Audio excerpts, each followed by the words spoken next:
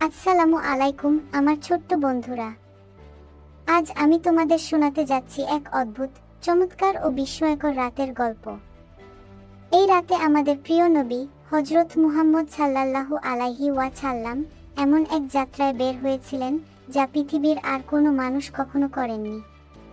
চলো আমরা সবাই মিলে সেই আশ্চর্য সফরের গল্প শুনি।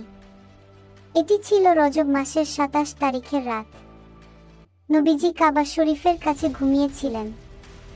হঠাৎই আল্লাহর পক্ষ থেকে দুই বিশেষ ফেরেশতা আসলেন, হযরত জিবরাইল আলাইহিস সালাম এবং হযরত মিকাইল আলাইহিস সালাম। তারা নবীজির বক্ষ বিদীর্ণ করলেন এবং জমজম কূপের পবিত্র পানি দিয়ে তার হৃদয় ধুয়ে দিলেন। এটি ছিল এক বিশেষ আধ্যাত্মিক প্রস্তুতি। তারপর আকাশ থেকে নেমে এলো এক আশ্চর্য বাহন, যার নাম বুরাক।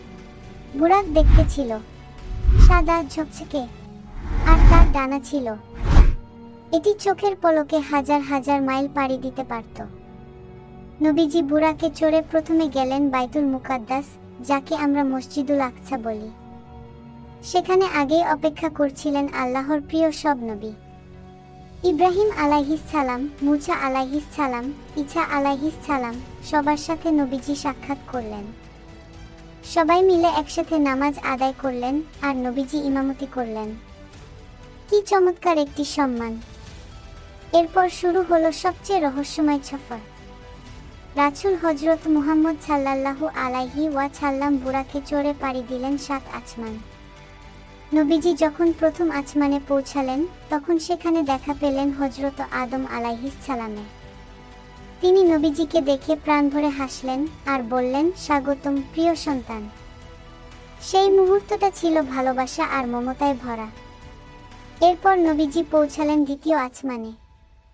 সেখানে ছিলেন দুই মহান নবী, হযরত ঈসা আলাইহিস সালাম এবং হযরত ইয়াহিয়া আলাইহিস সালাম। তারা নবীজিকে দেখে উজ্জ্বল মুখে সালাম জানালেন এবং আনন্দের সাথে তাকে বরণ করে নিলেন। সেই সময়টা ছিল বন্ধুত্ব আর উষ্ণতায় ভরা। তৃতীয় আসমানে ছিলেন হযরত ইউসুফ আলাইহিস সালাম, সৌন্দর্যের এক অদ্ভুত নিদর্শন। তার রূপ এতই মোহনীয় ছিল যে আকাশের চাঁদও যেন লজ্জায় মুখ লুকাত। তিনি নবীজিকে অভ্যর্থনা জানালেন কোমল হাসিতে, আর চারপাশে আলো ছড়িয়ে পড়ল। চতুর্থ আসমানে ছিলেন হযরত ইদ্রিস আলাইহিস সালাম, একজন মহান জ্ঞানী ও ধার্মিক নবী। তিনি নবীজিকে দেখে গভীর শ্রদ্ধা জানালেন। আকাশ যেন আরো শান্ত হয়ে গেল তার গানের আলোয়। পঞ্চম আসমানে নবীজি দেখা পেলেন হযরত হারুন আলাইহিস সালামের। তিনি নবীজিকে দেখে আবেগে জড়িয়ে ধরলেন, যেন বহুদিনের দেখা না পাওয়া প্রিয় কেউ ফিরে এসেছেন। ভালোবাসা আর শান্তির সেই দৃশ্য হৃদয় ছুঁয়ে যায়। ষষ্ঠ আসমানে ছিলেন হযরত মুসা আলাইহিস সালাম। তিনি নবীজির অলৌকিক সফর শুনে প্রথমে খুব আনন্দ পেলেন, কিন্তু এরপর তার চোখে পানি এলো, কারণ তিনি জানতেন নবীজির উম্মত আল্লাহর কাছে অনেক সম্মানিত হবে। এই দৃশ্য ছিল একদিকে খুশি, আরেকদিকে গভীর ভাবনা। সবশেষে নবীজি পৌঁছালেন সপ্তম আসমানে। সেখানে ছিলেন হযরত ইব্রাহিম আলাইহিস সালাম, যিনি কাবা শরীফ নির্মাণ করেছিলেন। তিনি নবীজিকে দেখে খুশিতে আলোকিত হয়ে উঠলেন এবং বললেন, তোমার উম্মতকে জানিয়ে দাও, জান্নাত একটি অপূর্ব বাগান, যেখানে শান্তি আর ভালোবাসা চিরকাল থাকবে। সেই কথা নবীজির হৃদয় ছুঁয়ে গেল। তারপর নবীজি পৌঁছালেন সিদরাতুল মুনতাহায়। এটি ছিল এক বিশাল আলোকিত গাছ, যার পাতাগুলো হীরামুক্তোর মতো ঝলমল করছিল। এরপরেই ছিল আল্লাহর আরশ। সেখানে নবীজি আল্লাহর সাথে কথা বলার সৌভাগ্য পেলেন। আল্লাহ প্রথমে 50 ওয়াক্ত নামাজ ফরজ করলেন, কিন্তু হযরত মুসা আলাইহিস সালামের পরামর্শে তা কমিয়ে 5 ওয়াক্ত করা হয়, যা আমাদের জন্য অনেক সহজ।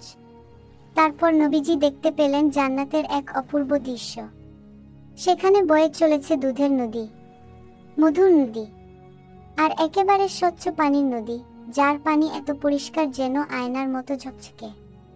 সেখানে ছিল বড় বড় ফল, যেখান থেকে একটিমাত্র ফল দিয়েই 10 জন মানুষ পেট ভরে খেতে পারবে।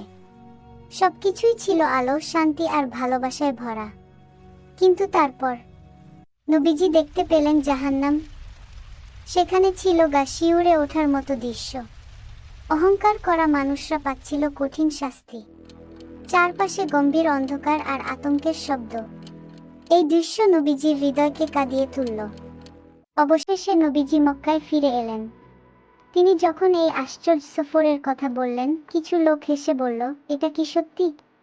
কিন্তু হযরত আবু বকর রাদিয়াল্লাহু আনহু বললেন, যদি রাসূল বলেন তবে এ নিশ্চয়ই সত্য। এই জন্য তাকে বলা হয় as-সিদ্দিক বা সত্যবাদী। প্রিয় বন্ধুরা, এই গল্প থেকে আমরা কি শিখলাম? আমরা 5 ওয়াক্ত নামাজ পড়ব, কারণ এটা আল্লাহর দেওয়া উপহার। সত্য কথা বলবো, হযরত আবু বকর রাদিয়াল্লাহু আনহুর মতো।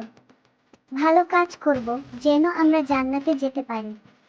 মিথ্যা ও অহংকার থেকে দূরে থাকব, যেন জাহান্নাম থেকে বাঁচতে পারি। এই গল্পটি তোমাদের কেমন লাগলো? নিচে কমেন্ট করে জানাও, লাইক করো, সাবস্ক্রাইব করো আর তোমার বন্ধুর সাথেও শেয়ার করো। আল্লাহ আমাদের সবাইকে হিফাজত করুন। আমিন। আসসালামু আলাইকুম ওয়া রাহমাতুল্লাহ।